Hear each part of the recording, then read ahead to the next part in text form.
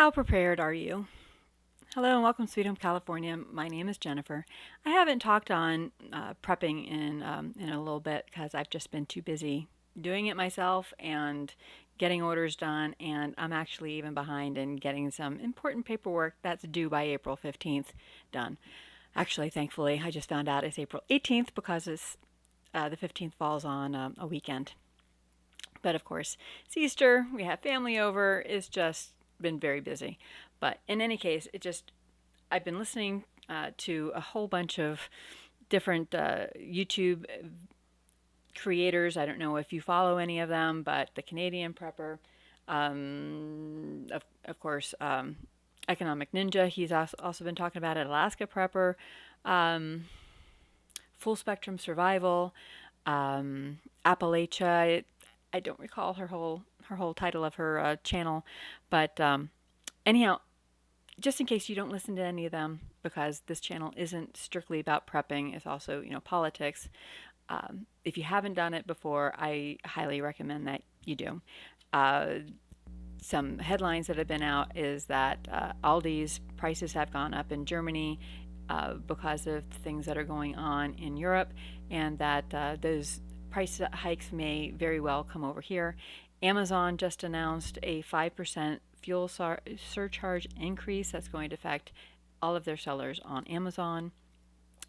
Um, I know Berkey water filters, they recently had a 30% price hike.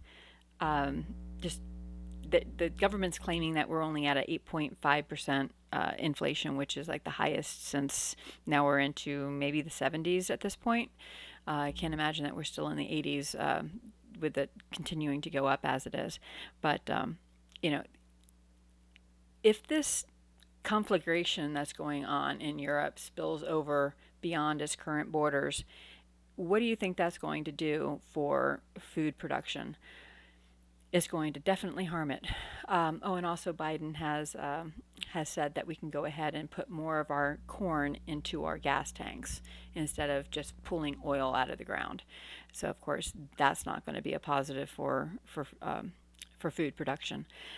So with all these things going on, if you've ever had a talent for gardening, this would be the time to go ahead and get a garden going. As for myself, I've got a black thumb. My mom really tried helping me last year when she was here, and unfortunately, just about every single one of them died. The one that I was able to keep alive the longest were the green onions, and it was in a little container, and I would take it over to have an outdoor sink, water it. I'd let it go, bring it out into the sun, and it was like my little baby. Um, but then my dogs decided that they liked the taste of green onions too, and I had it down a little too low, and they got eaten. And I just haven't had the heart to get it started again. So my preparations are buying food and canning food and dehydrating food. So I highly recommend that you do that, whatever you can afford, you know, without going into debt that you've got to pay interest on. And I put that caveat in there because, there are offers out there, 0% interest, that kind of thing.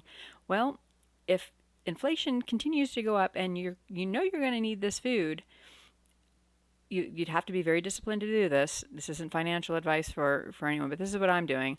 I have a 0% interest card. It's 12 months, 0% interest. They're saying that all these possibilities may show its face within the next few months.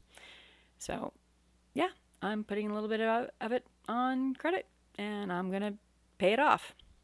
But 0% interest. I'm not paying 20%, 25%. I don't know what regular credit card interest is normally. I think that card is normally about 24%. So I don't use it for anything except for when they give me those promotional interest rates.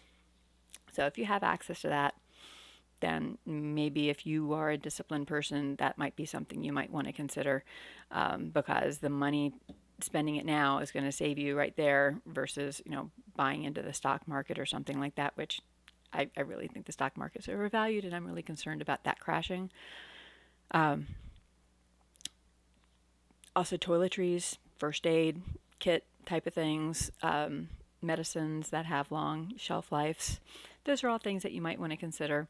Oh, and about the toilet paper thing, my in-laws live with us, and they had friends that had a bidet, and they're like, "Oh, that's really cool, a bidet." Bidet is one of those things that's got the water that shoots up and cleans you, and some of them have, like drying capability as well.